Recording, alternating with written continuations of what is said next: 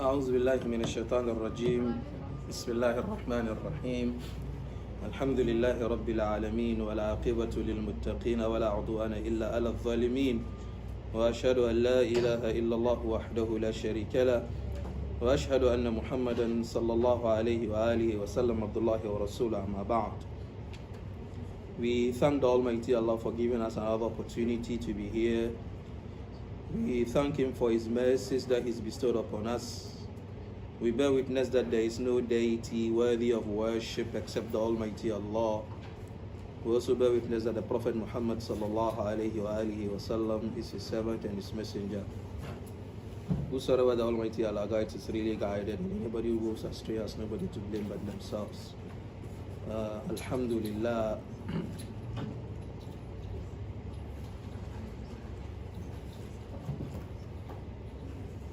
Today is a Tuesday, the third day of Jumada Thani, or the fourth day, I'm not really sure. 1444 years after the hijrah of the Prophet Muhammad sallallahu alaihi wasallam. It also corresponds to the 27th day of December 2022. Alhamdulillah, last week we spoke about the kind of water that we can use for our ibadah. And the general principle we gave is that water should have three qualities, and the three qualities are its taste, its smell, and its look, its color. It should be natural. Human activity shouldn't have any effect that will change the natural position of that water. Then we made some discussions that some water are naturally salty, like seawater. It is the salt in the sea is not through any human activity. It is natural. Now we read the hadith of the Prophet Muhammad sallallahu alaihi wasallam, where a companion asked, "Ya Rasulullah, what is the ruling on the usage of seawater? Because we are travelers, we are sailors, and then we'll get to a point whereby we don't have enough water to perform ablution. The water we have is only for our drinking. If we use that water for ablution, the seawater is not something we can consume."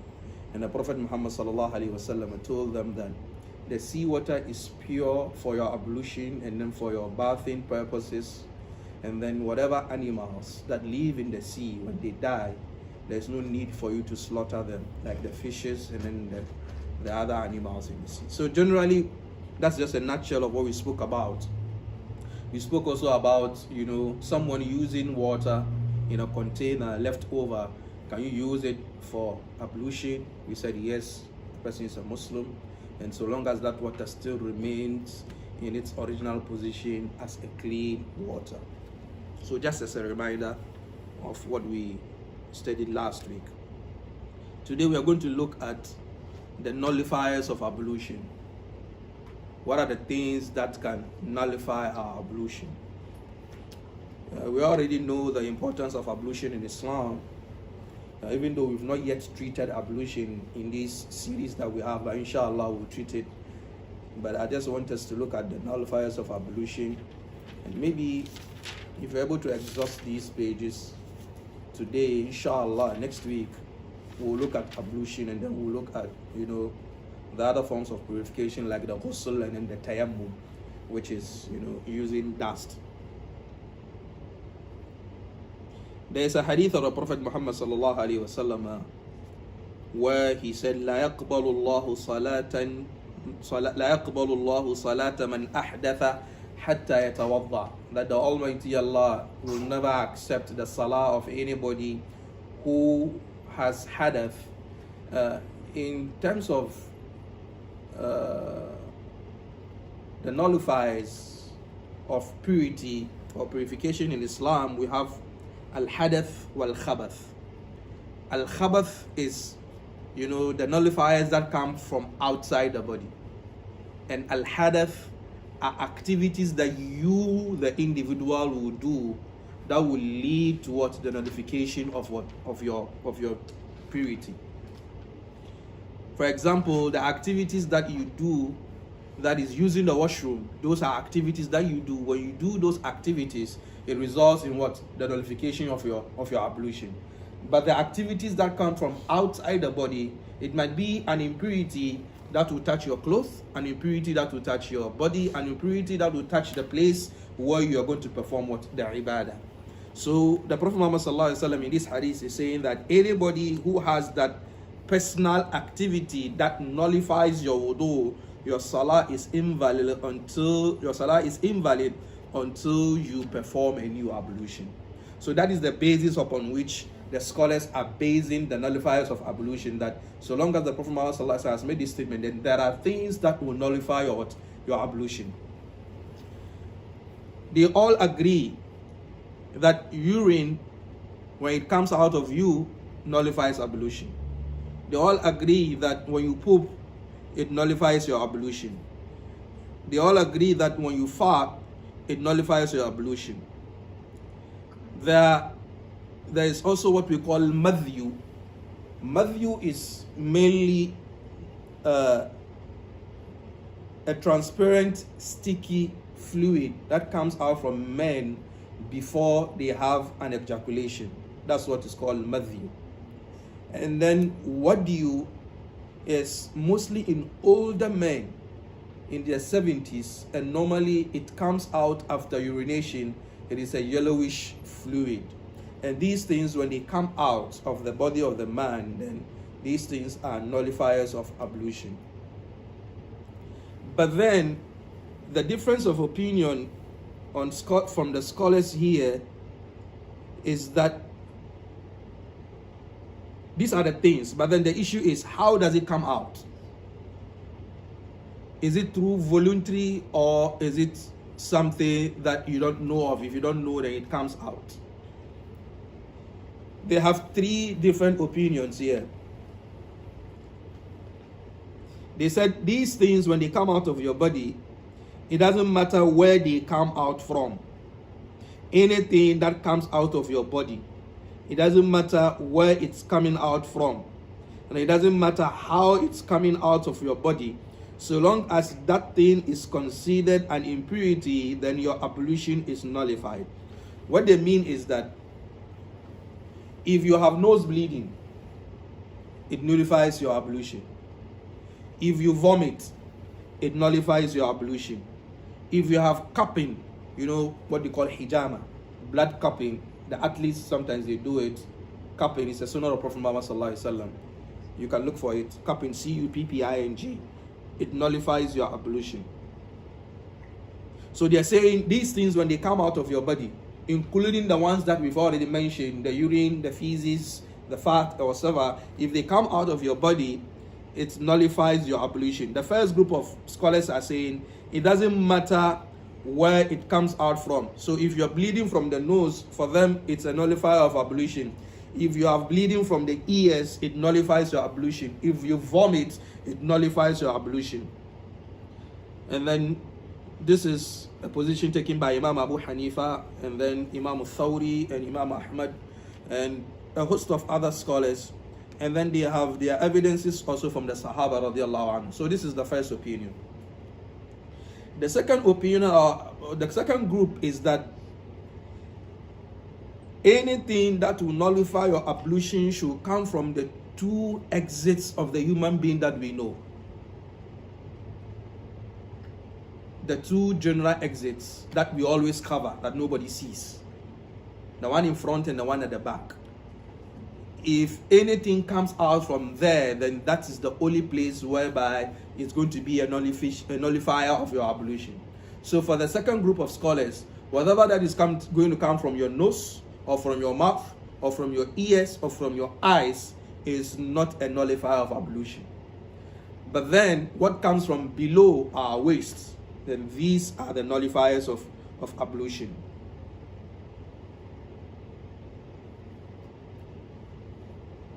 And that these things that are going to come out should always come out not through sickness or illness.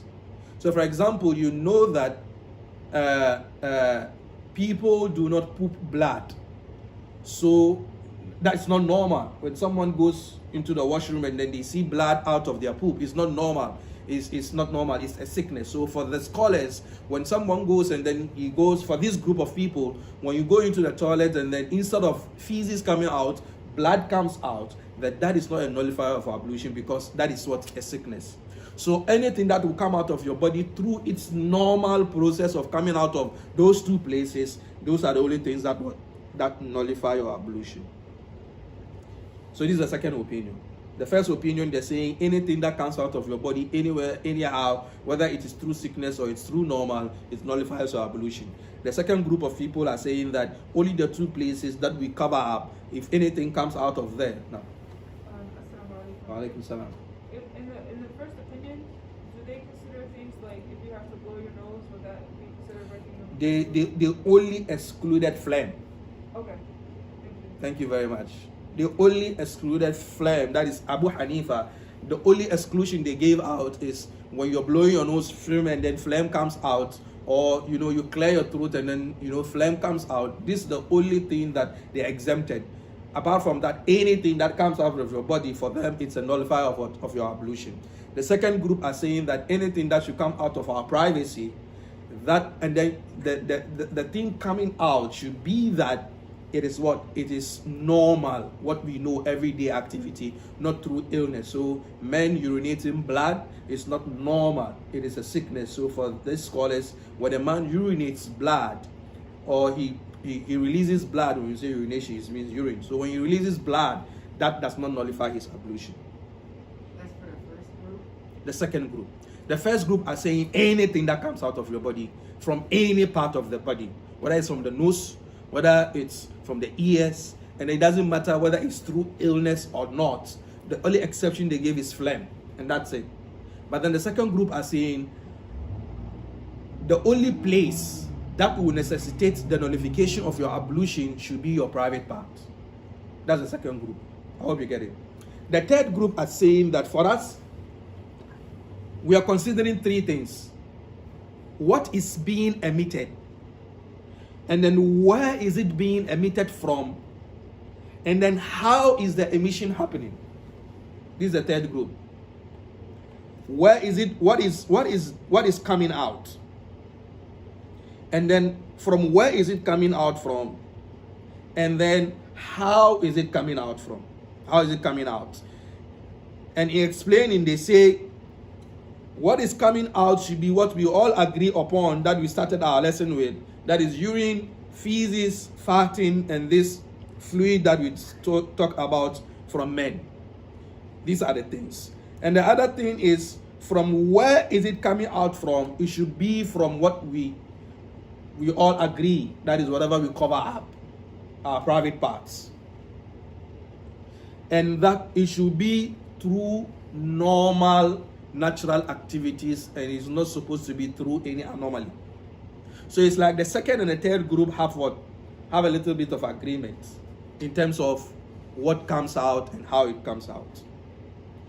So the third group are saying, for example, if a person has urinary incontinence, which is some people through illness or through old age will pass urine and they don't know they've passed it. This is a sickness, it is not normal. So for them, scholars like Imam Malik, and that's basically Imam Malik doesn't see that if someone has this condition of urinary incontinence, that the person's ablution is what? Is nullified. Any questions before we move on? No. The second and the third opinion, do they consider blood something that breaks the wudu? No, they don't consider it, because for them, blood coming out of your body, it should only be for a woman who is in the menses. But other than that, if a man passes blood from whatever positions to the two exits, if he passes blood, it's not normal. So for them, it doesn't nullify his wudu, because it's sickness for them. Okay. It's an illness. And that goes for someone wants to get a cut or something like that? Yes, when someone gets a cut. So to explain more, for the first group of people who are saying, for the first group of scholars like Imam Abu Hanifa that are saying anything that comes out of your body, for them, even if your blood is drawn out of you, for testing. You go to the hospital and they say they need to take out blood from you for any medical, test, then that even nullifies your wudu. They call it al-fast in Arabic language. So I think is if phlebotomy in the medical field. Those of you in the medical field can help us with some of these terminologies. That's correct. Phlebotomy? Yeah, phlebotomy. That's what they call it. And then also nose bleeding for the first group of people. So when your nose is bleeding, epistaxis, when your nose is bleeding, then it nullifies your wudu. When you vomit, it nullifies your wudu. When you go further, we will see another group of people that say that unless that that is coming out of your mouth, if it is in small quantities, it's okay. For example, you're throwing up, but then it's just something small, maybe just a few drops, something, you have a stuffy chest, you hit your chest and then something comes out, small fluid, for them it's not enough to nullify your wudu. Unless whatever that comes out of your mouth fills up the whole mouth before it comes out, then that nullifies the wudu for the first group of people. But then we always go with the group that brings all the hadith together to have a middle path. That is, the first thing is what comes out of their body. Secondly is from where does it come out, and then finally, in what way does it come out? Through health reasons, or is it a natural process? The second thing that nullifies the wudu is sleeping. The scholars have differed here concerning how and why sleeping nullifies the wudu. The first group of people, they see sleep as an outright thing that nullifies your wudu. They see it straightforward. It's outright, it nullifies your wudu. The second group says no, the sleeping itself doesn't nullify your wudu unless you do an activity that nullifies your wudu in the sleep. So, for example, you're sleeping and then you release air. That means the wudu is nullified. So some of the salaf, when you're going to sleep, if someone is next to them, we tell them, just you observe me if I do anything that nullifies the wudu. The third group says that if it is just some few minutes of nap, it doesn't nullify the wudu. But then if you sleep heavily, then it nullifies the wudu. So if you sleep for a long time, 4 or 5 hours, you're sleeping, then your wudu is nullified. But you sleep for about 5-10 minutes, the wudu is okay.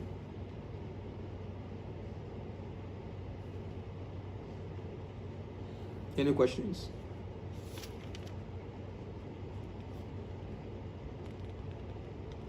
Some of the scholars also look at the position through which you are sleeping. So if you lie on the bed, definitely this is what we call sleep. So for them, the moment you lie on the bed, then that's it. You sleep, the wudu is nullified. For them, some of them, if you just relax on the couch like this, it nullifies your wudu. So for example, you're on the floor like this, and then you have a pillow under your arm rests, and then you go there, and then it nullifies your wudu. Some of them said, if you sleep in sujood, sometimes I remember when we were kids, when we go for tahajjud, and then I think everybody here has that experience. Yes. When we go for tahajjud, I quite remember my first ever tahajjud. I went with my big Quran. I didn't memorize the Quran, so the one leading is reading from memory, and we are at the back holding. I went with a big Quran, and after some few minutes, I started shaking, and I didn't remember what happened. The next thing I saw was I was on my bed. My uncles had to carry me home.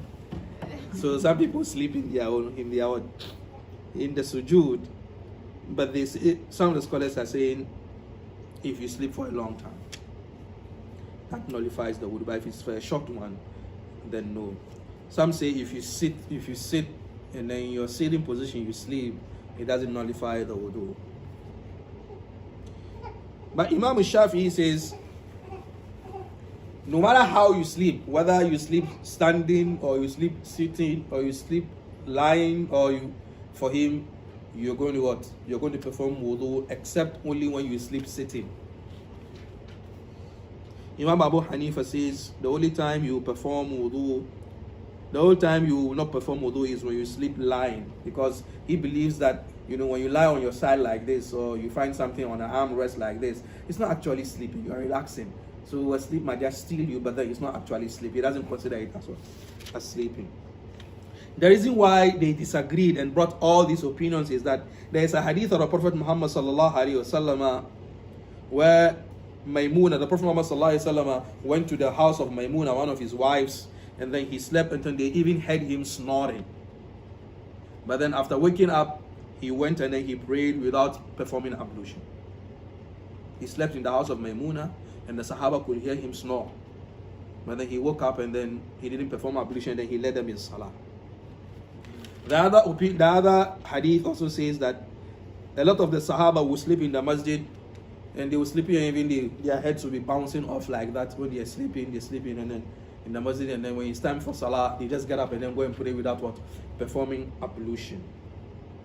And all these hadith are what? Are authentic.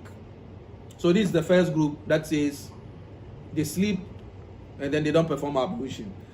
The other group that, you know, says when you sleep you must perform ablution is that there's a hadith of Abu Hurairah radiyallahu anhu where the Prophet Muhammad sallallahu alaihi wasallam says, إذا استيقظ أحدكم من نومه فليغسل يده قبل أن يدخلها في وضوئه.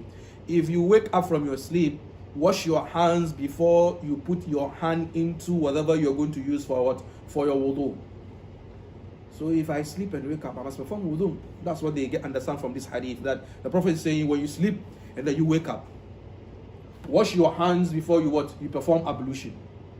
So it means that the sleep has what? Already nullified the previous ablution you had before sleeping, because if that ablution is still intact, the Prophet Muhammad wouldn't have told you wash your hand before you perform what? Ablution. So they use analogy here to what? To derive to that position. But then the predominant opinion here is that the hadith by the Prophet Muhammad slept and then they heard him snore was not a heavy sleep. It was just a small time sleeping, maybe a nap, 5-10 minute nap, and then he woke up.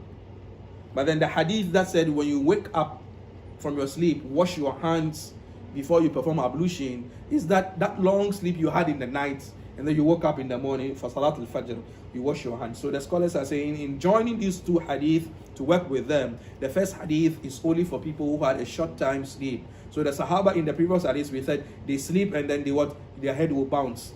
This means it's not lying down, they're just sitting down and then they had that experience of, you know, sometimes you are in the bus, you are in the flight and then you sleep and then you realize that you headbutt in the person sitting next to you. So these are short sleeps. I hope you get it.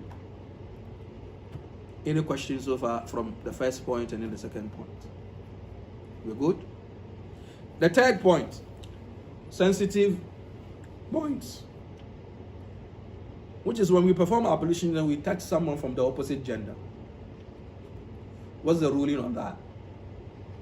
Even though that word touch in the ayah or in the verse that says أَوْ لَامَسْتُمُ النِّسَاءَ, and lams here, the Arabs, you know, sometimes it's used metaphorically or sometimes it is used, you know, literally.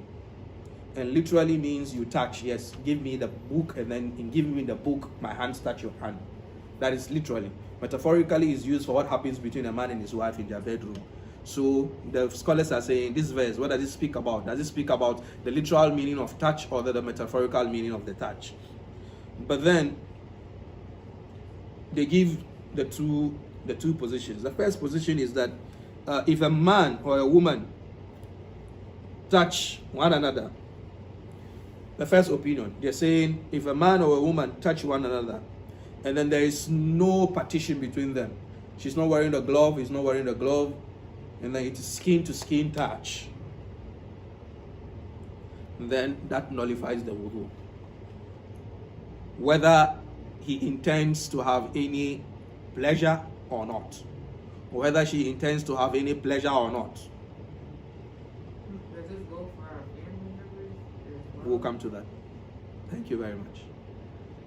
If a man touches a woman or a woman touches a man, even though scholars like Abu Hanifa are saying if a woman touches a man, for them, they don't consider it as a nullifier of ablution. But if the man touches the woman, because the verse says, "Aula mastumun nisa," or you the men touch the woman. It didn't say if the woman touch you. That's another thinking. So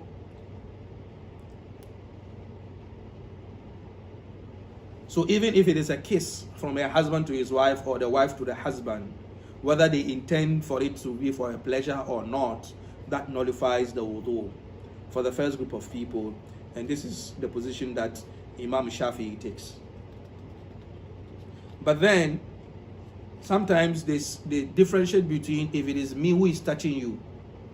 So for example, if you are touching someone, when you are touching the person, you are the one doing the touching, then it is you that your ablution is what? Is nullified. But the person who is being touched, that person's ablution is not nullified. We are still in the first group of people that say touching nullifies the ablution, whether you do it for pleasure or not. So within this same group, they differentiate between the person doing the touching and the person who is what? Who is being touched. Sometimes they say if the person who is being touched, for example, if I'm touching my mother, because it's my mother and I wouldn't have any thoughts towards my mother, then that ablution is what? Is maintained, is not nullified. But if I'm touching another woman that the possibility of marriage between me and her is possible, then whether I intend, that for pleasure or not, it nullifies the ablution. But if she that I'm touching doesn't have any intention of any pleasure, I'm just passing by. Maybe we are in the mall, passing by, and then we grudge, or we just have this shoulder to shoulder, and then I pass by, you go.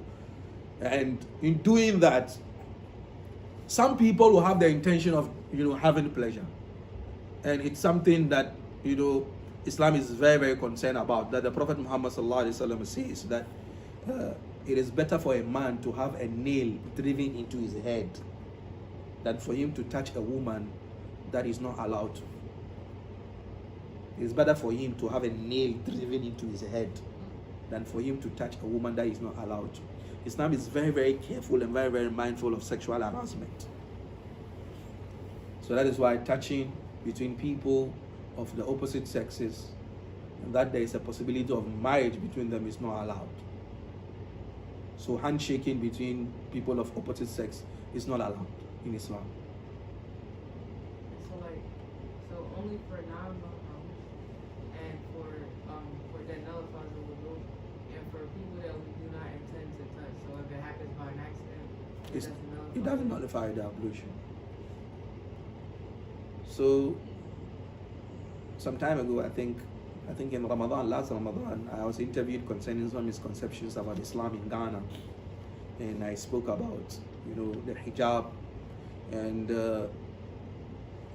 men touching women and stuff like that. So we find out that some people, they find themselves in some settings, they are Muslims, and because they want to just belong and then be okay and nice, they hug women, they shake them. It's not allowed in Islam. Because men will always be men. And let me be very blunt and straightforward with you. That's how men we are.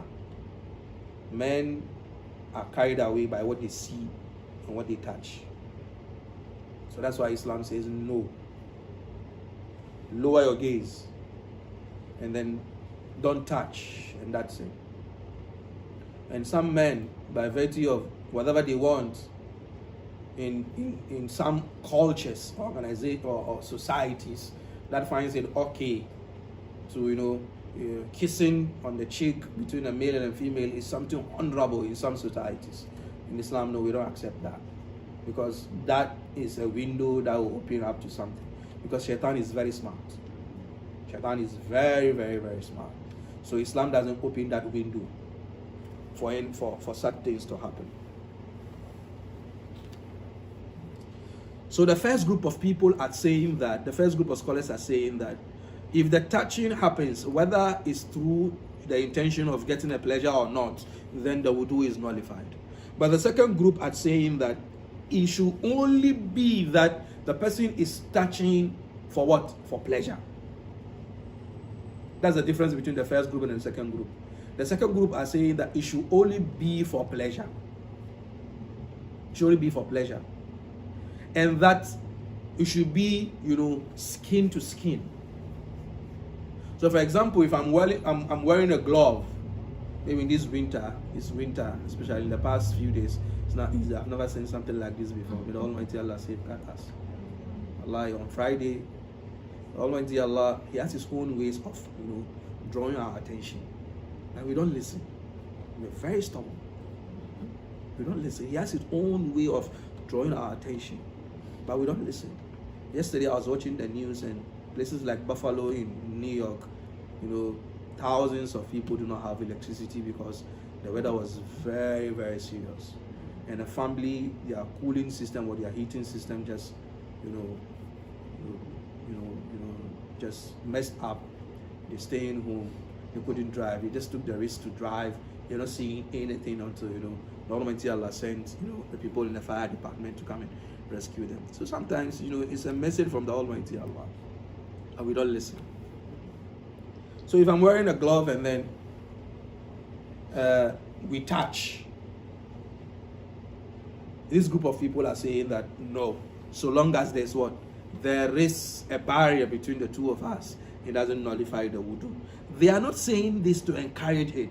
They are only, sometimes a ruling comes into fiqh not because it is supporting an act that originally in the Sharia is not allowed. No. If that act that is not allowed in the Sharia happens, what next? For example, with Almighty Allah safeguard us, if someone goes and then he commits adultery or fornication, will the person perform ghusl or not? The person will perform ghusl. But then if the fatwa that the person who perform ghusl is not in any way endorsing the activity of of fornication or adultery. I hope you get it. So some rulings come in the Sharia not because the ruling is supporting what is being done wrongly, but then that person has done that thing wrong, but then there's already an underlying ruling for that activity.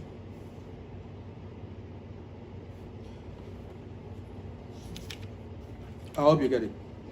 Any question on this pass? Yes. Yes. I'm a little bit confused on the part about the ruling that is not trying to give up the ruling as it is wanting you encouraging that thing that they're trying to stay away from, such as touching a male with a partition. Like you wouldn't touch a male without any real reason, for inshallah. But you saying that the ruling is, I'm just a bit confused. Okay, fine. Okay, let me make an example. For example, you are a medical officer, and there's an emergency. A man in the Masjid just collapsed, and then we call the fire department, whatever, to come and help. And you are a female medical officer here in the Masjid, so you can go and start helping the man before the main people who are supposed to do that. So in this case, you are in a glove. So this is a reason whereby you can touch the man, because the Sharia allows you to do that within that space, because there's a life and death situation. So you use your glove, you are in your niqab, you are in your hijab, you use your glove, you help to resuscitate the man or to do whatever first aid you can to give the man to revive. So in this case, you're not touching the man for any sexual pleasure. Excuse me. You're not touching the man for any pleasure. So this is some of the this is not allowed originally. You're not supposed to touch the man originally. You're not supposed to. But then this is a situation whereby it happens that you've touched him. And there are other instances whereby, for example, you go and then you are at the shop, you buy something, and then the cashier is a male, and then you are paying by cash or whatever reason. He's handing you the bag and something like that, and then there is this touch. So long as there is a barrier between the two of you, then it doesn't nullify the wudu. For the first group of people, though, for the second group of people, but for the first group of people, they're saying so long as there is touch, whether there is intention or there's no intention, it nullifies the wudu. But for the second group of people, if there's a touch and then there's no intention for pleasure, it doesn't nullify the wudu. Even if there's no glove. So for example, as we gave that medically, the medical officers will not, you don't touch a patient without gloves. Yes, it's a medical rule. So what if there is an instance that we have, a situation now that there's a need for you to touch a patient and there are no gloves? Obviously, it's a lesser risk, right? I'm not in the medical field, I'm just throwing words around. You have to touch the person. So in this case, you're not touching that male patient in that, emergency situation because there is any pleasure. You're not doing that. So for the second group of people, they consider that. The first group of scholars are not considering that at all. That, for example, you touch a man to help him, to save him, you don't have any interest in anything, but then for them, the ablution is what? Is still nullified. But the second group are saying, we are going to consider her intention or his intention in the touch. What's the intention? If the intention is to have any pleasure, then it is wrong. Is it not clear? Okay. So for the second group of people, they considered intention. They consider intention, but is the second group of people, is intention plus there has to be a barrier, or? Yes, they broke it down that for them, whether with a barrier or no barrier, so long as the intention is clear, there's no issue. The ablution is still what? Is still considered. It's still considered valid. And so, like you mentioned that the wudu of a person who touches. So if I touch someone, I broke wudu. But if they're being touched, their wudu is not. Their wudu is not broke. Even for the first group of people, let me repeat. The first group of people are saying, the first group of scholars are saying, so long as there is a touch, whether there is intention or not, the wudu is what is nullified. That's the general principle for them. Skin to skin, right? No barrier? Skins to skin, no barrier. Skin to skin, no barrier. So if it is a barrier, if there is a barrier, it doesn't nullify the wudu. okay. But then they're saying that if, for example, the person that is being touched, I'm not aware, I'm passing by, you're passing by, and we're not even aware of each other, they will just bump into each other. Does it nullify the wudu? They are saying that in this instance, it doesn't nullify the wudu because we are not aware of anything. I hope you get it. But then, if I am aware that I'm touching you, but you are not aware that I'm touching you, or I'm doing the touching. I extend my hand to touch you. For the first group of scholars, my wudu is nullified whether I intend pleasure or not, but yours is still valid. So they consider that. And then they consider that if I'm touching you, but then you are my sister, we slept in the same womb or from the same father, but because there's no tendency, naturally, Islamically, that I won't have any thoughts towards you, then the wudu is not nullified. So the first group of scholars is a mixed bag of issues there. That they open it here and then they close it from here. They open it here, they close it from here. That's why it's a bit confusing. But then for the second group, they're saying, why is the reason for the touch? Is it for pleasure? If it is for pleasure, then the wudu is nullified, even if there is what? There is a barrier between the two. Okay. Yes. You get it now? For the second group of people, intention is clear for them. If the intention is that to what? To get some pleasure, even if there's no barrier, because of the intention, attempting to kill is killing, it nullifies the wudu.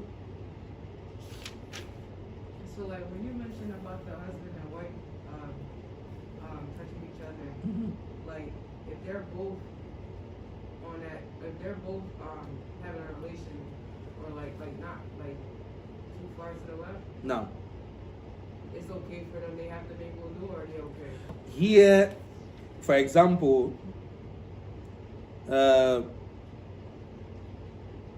let's take the first group of people that are saying any touch nullifies the wudu. Let's go to them first. Okay. When we go to them, if you go to that school of thought that any form of touching nullifies wudu, then a touch between a husband and wife nullifies the wudu. But then the difference that will happen is that is it the man touching? If he is touching, then his wudu is nullified but hers is still maintained. But if she is doing the touching, then hers is nullified, but his is what is maintained. So that's the nuance there. Well, did Prophet Muhammad sallallahu alaihi wasallam? We'll come there. Okay. We'll come there. I'm just giving you the differences in opinion before we go to the hadith. So when we get to the hadith, it becomes clear for you. But if you're able to grasp the concept first, the hadith comes and then it clears everything for you. Okay? So, no, don't worry. So the second group of people are saying, if it is true what? If it is true, you have a question? Okay. So when you touch your husband and he has the intention, he has to make it. When you touch him and then he feels some niceness that is to the left, his wudu is nullified. But maybe you are passing him a bowl, you're passing him a cup, and then you touch him and then he feels it. His wudu is nullified.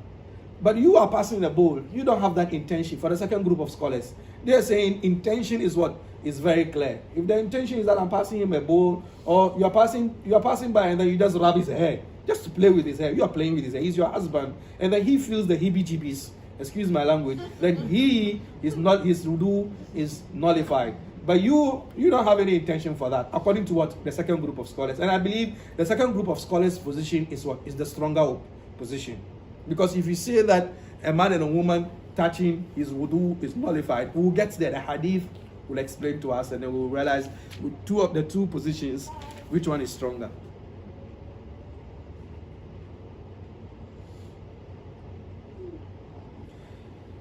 There's a hadith of Aisha radiallahu anha that she says the Prophet Muhammad sallallahu alaihi wasallam kissed one of his wives and then he went straight to Salah without performing ablution. And then the student who was relating this hadith from Aisha, whose name is Urwa, he said, Ya Umm al-Mu'minin, I think that wife is you. And then she laughed. So they're saying that from this hadith, it is clear that he kissed her, he touched his wife, but then he went to what? To pray. And they're saying that the reason being is that he didn't have any intention, any pleasure to the left. He didn't have any intention.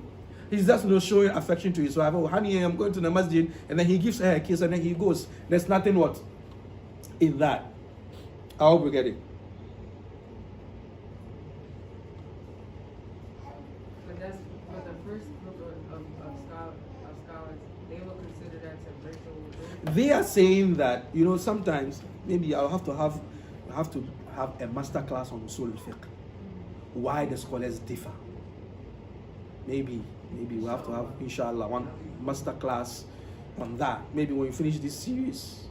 I just want us to look at Tahara in general. We've looked at water last week. For those of you who are not here, no problem. It's on my YouTube page, it's on my Facebook page. You can have that lecture, it is there. We looked already at menses.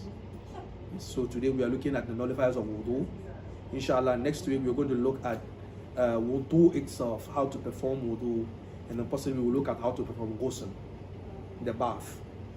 When we finish, and inshallah there is time, and then we are in live, we'll look at why the scholars differ. Sometimes, let me take the two of you. Maybe you are Imam Malik, you are Imam Malika, and you are Imam Hanifa. A hadith might come to both of you, but the chain through which the hadith gets to you is strong, but the chain that hadith gets to you is weak. So you wouldn't work with that hadith, and she will work with that hadith. So you have a difference of opinion on that regard. You get it? So that's one of the where they differ. Allahu Akbar, Allahu Akbar. Allahu Akbar. Allahu Akbar, Allahu Akbar. أشهد أن لا إله إلا الله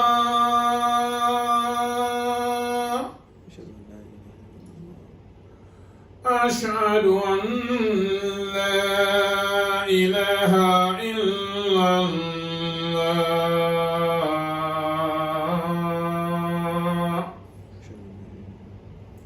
أشهد أن محمدا رسول الله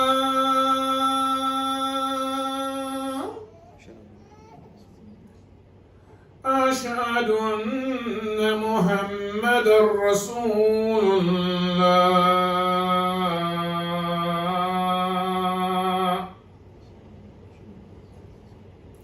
هيا على الصلاة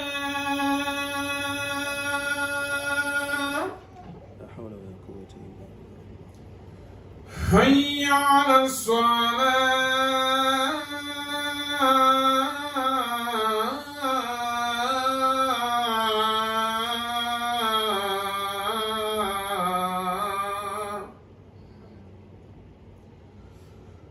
هيا على الفلاح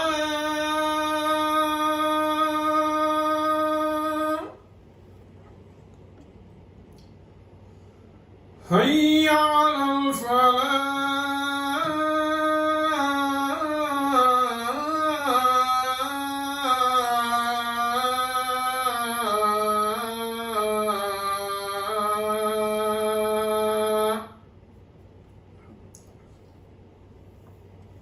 الله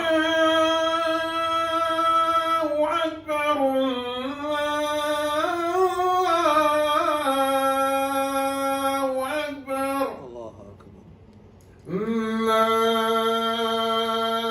إله إلا الله لا إله إلا الله سيدنا محمد صلى الله عليه وسلم. اللهم صل على محمد وعلى محمد كما صليت على إبراهيم وعلى آل إبراهيم وبارك على محمد وعلى محمد كما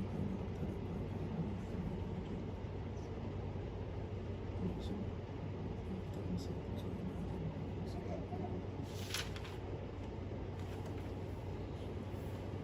So maybe inshallah we'll have that, but to continue, maybe you have access to the hadith and the hadith did not reach you.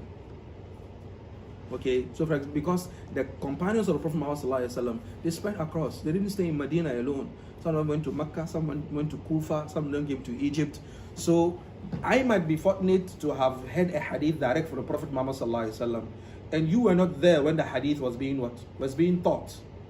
So I will have that knowledge. You wouldn't have that knowledge. I will teach that to my students. You might not have that information to teach your students. So sometimes you realize that Imam Malik will make a decision or will make a fatwa or a ruling based on a hadith. For example, he had Amalu Ahli al-Madina. For him, the tradition of the people of Medina is hujjah, is evidence. So if the people of Kufa are doing something that the people of Medina are not doing, for him it's not hujjah. He's not going to work with it. Because he said the Prophet Muhammad lived in Medina, their children, the Sahaba, kids, generation upon generation upon generation up to him. So if they are not doing something, that is not part of the deen for him. But he's the only one that uses that criteria for what? To give what? Fatwa. So we'll come to that. It's a whole class on its own. There's also a hadith where Aisha said, because of, the smallest of the room of the Prophet Muhammad Aisha, where he's having qiyamul layl sometimes, if he's going to go to sujood, he touches her feet and then she pulls her feet away and then he does sujood. When he comes up, she puts her feet back. That's how modest they lived. So, how did that happen if they keep praying in front? So this is the evidence that those who are saying by just touching without any intention for any pleasure, your wudu is still intact. Because as for this one, it's not outside, he is in the prayer. You get the analogy? He is in the prayer. And if he's going to perform sujood, he touches her and then she pulls her legs away and then he does his sujood. When he finishes, she brings her leg back. If he's coming back for sujood, he touches her and then she pulls her leg back. That's how modest they live. So the scholars are saying that this is even in salah. So you can't tell me that if I touch my wife, my ablution is nullified because I didn't have the intention of what? Having any pleasure. You get it? Mm-hmm. She wasn't praying. Oh, okay. She wasn't praying.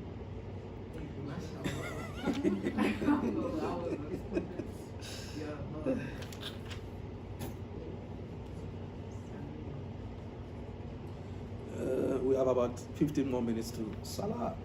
Let's take the next point, which is also very sensitive. What if, after performing ablution, you touch your private part? Is your ablution still intact or not?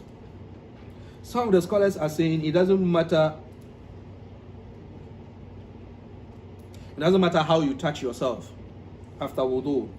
It nullifies your wudu.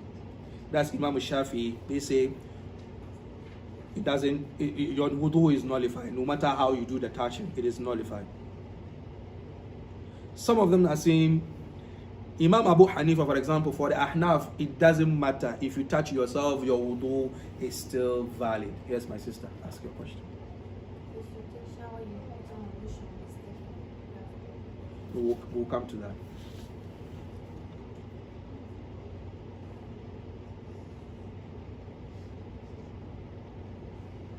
The third group are saying that there is a difference of opinion how you touch it. The first opinion is saying when you touch it, wudu is nullified. The second group are saying the wudu is still intact. The third group are saying, how did you touch it? So they said if you touch it because you have an intention of to the left, then it means the wudu is nullified. But if there is no intention to the left, then the wudu is what is not nullified. For example, you're itching. You want to relieve yourself from an itch on your body, on that part of the body. Then you go to the washroom to just, take care of yourself. There's no intention for you to what? To have any pleasure to the left. For them, there's nothing wrong with that. I hope you get it. And then they went further to say, which part of the body do you use to touch? Is it the palm? Or is it behind the palm? Behind the hand. Is it the palm? They're saying if you use the palm to touch, and because the palm is very sensitive, then the ablution is what? Is nullified. Because there's a tendency of feeling that you're getting that feeling to the left. But if it is another place, not the palm, then the wudu is what? Is valid. Considering that you're not doing that for pleasure. So if you use behind the hands to touch because there is some intention of pleasure, the wudu is what? Is nullified. For those who said, with what did you touch? We said, there are people who said if you touch for pleasure, then the wudu is what? Is nullified. And there are those who say if you touch without any pleasure, the wudu is what? Is maintained. Those who said if you touch without pleasure, if you use the palm to touch, then it's what? Is nullified. But if you use another part, not the palm, then the wudu is what? Is not nullified.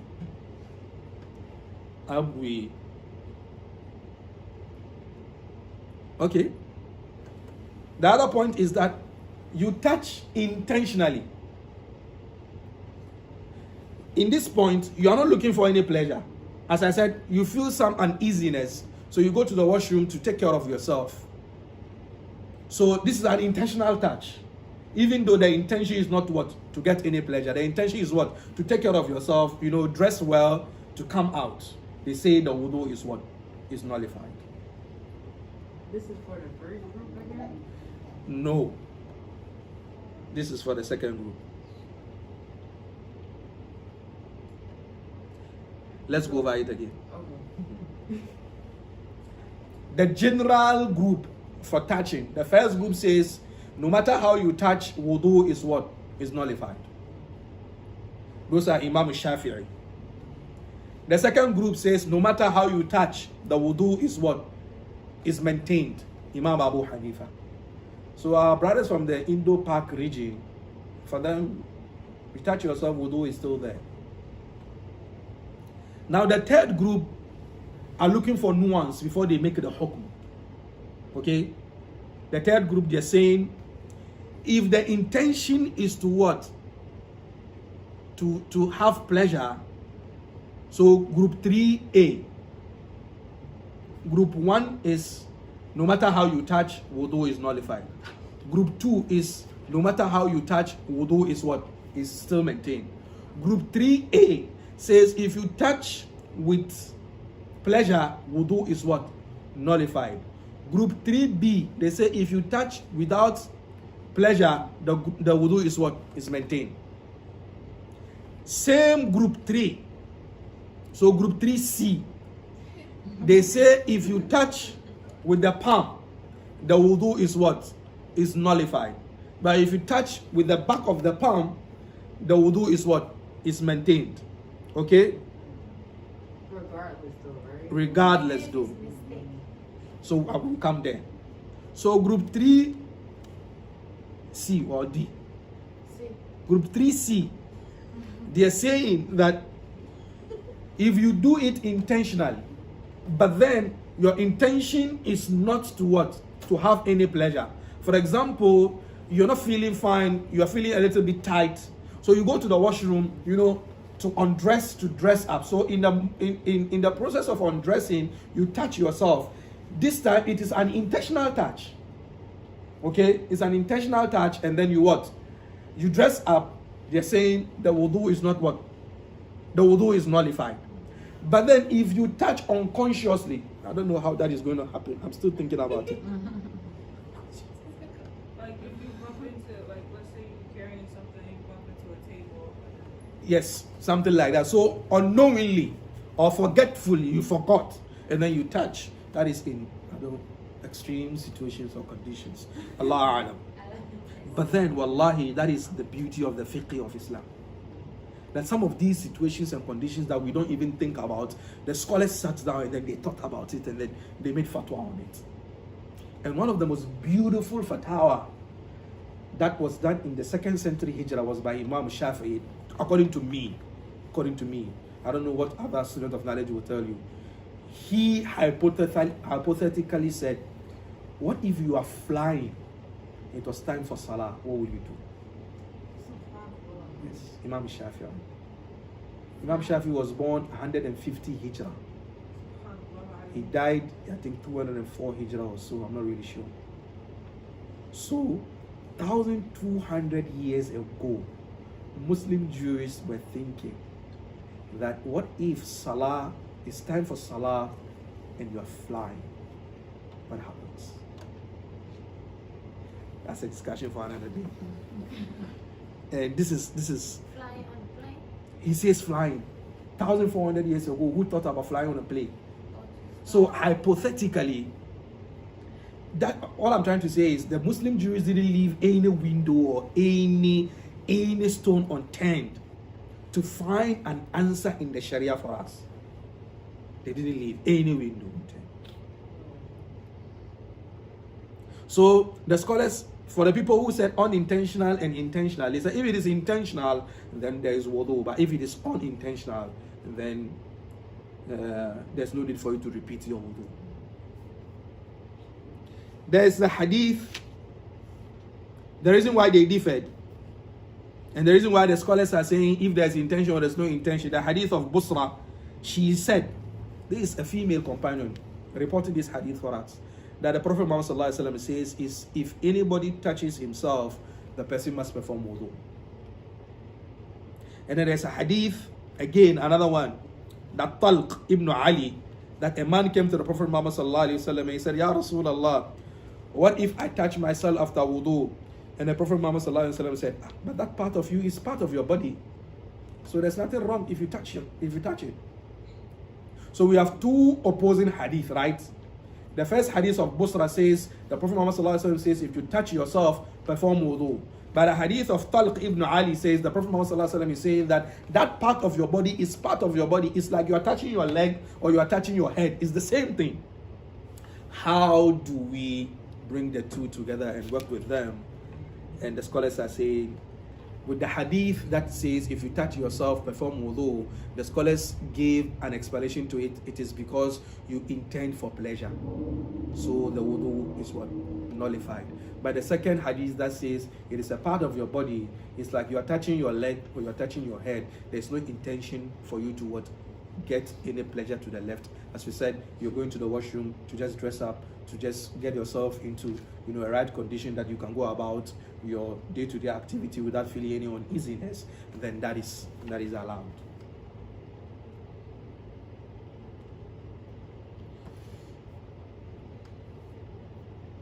Some scholars say, and it's a fact, that in the beginning of Islam, when you perform ablution and then you eat food, the ablution is nullified.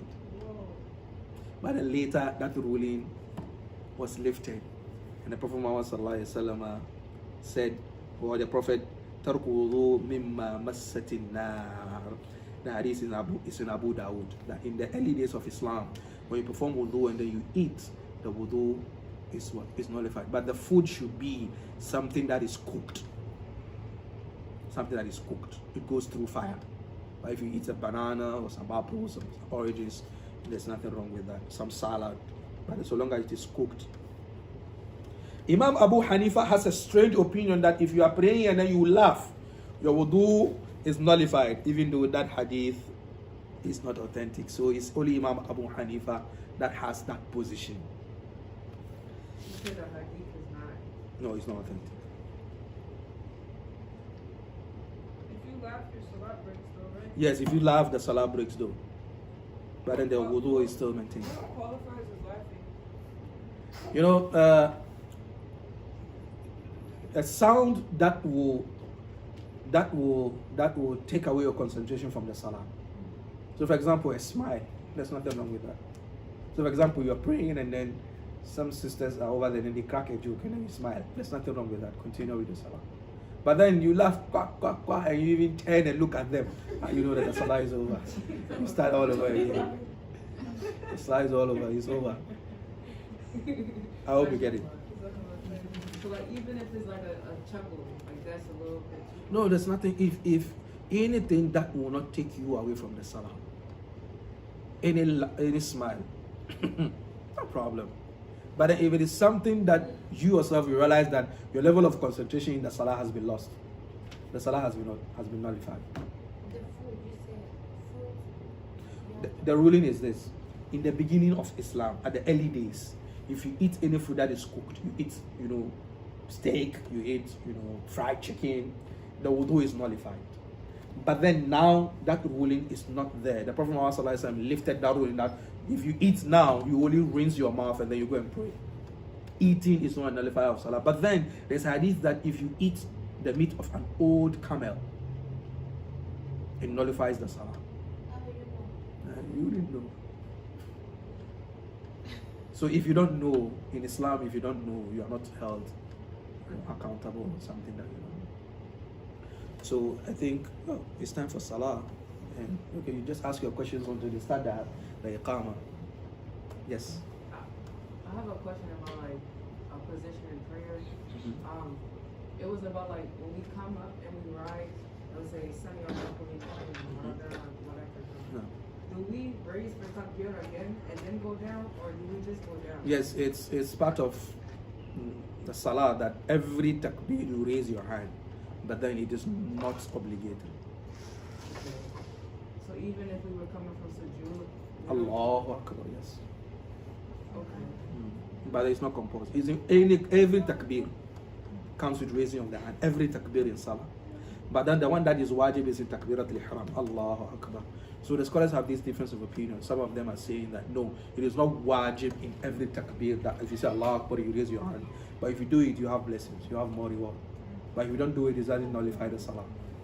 So Okay. did the Prophet sallallahu alaihi wasallam do takbir when he came from sujood? Because that seems like a thing that no one. You see, the difference is that sometimes the Prophet Muhammad Sallallahu Alaihi Wasallam will do one thing in different ways. So in doing that, having that diversity, it makes it easy. So for some of us who want to go through the salah that he always raises his hands, maybe how an aim. For those of us who want to go through the salah that he raises his hands, sometimes he doesn't raise his hands, maybe how an aim. It's like reading Bismillah ar-Rahman ar-Rahim in salah. There are hadith that came that he read it openly. There are hadith that came that he didn't read it openly. Okay, so the scholars are saying, and sometimes even in the revelation of the Quran, we have qira'at, the various modes of reciting the Quran. Some say Malik Yawmiddin, some say Maliki Yawmiddin. This is also another course on its own. So in the revelation of one variation of the Quran, Fatiha came with Bismillah. But then in another variation, when it was being revealed, Fatiha didn't come with Bismillah. So these are all the usul al-fiqh, the difference of opinion between scholars that I said. Maybe I think we'll have to look at that. You won't be expert in the field, but at least when scholars are saying, or you are listening to a lecture and then they say the scholars differed, there's a difference of opinion, you really understand why they had those differences. Even if you don't know the points upon which, or the hadith or the statement upon which they had those differences, but you really understand you have a fair idea that when they say the scholars had a difference of opinion because A, B, C, sometimes the meaning of the word in the Arabic dialect, Yeah, that's a big thing. it also gives a difference in opinion.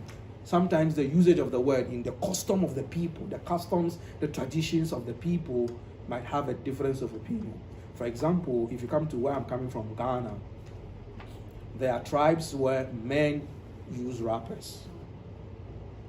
They don't wear pants. That's their custom, that's their culture. But in other cultures, using the wrapper is the dressing of women, the dressing of men.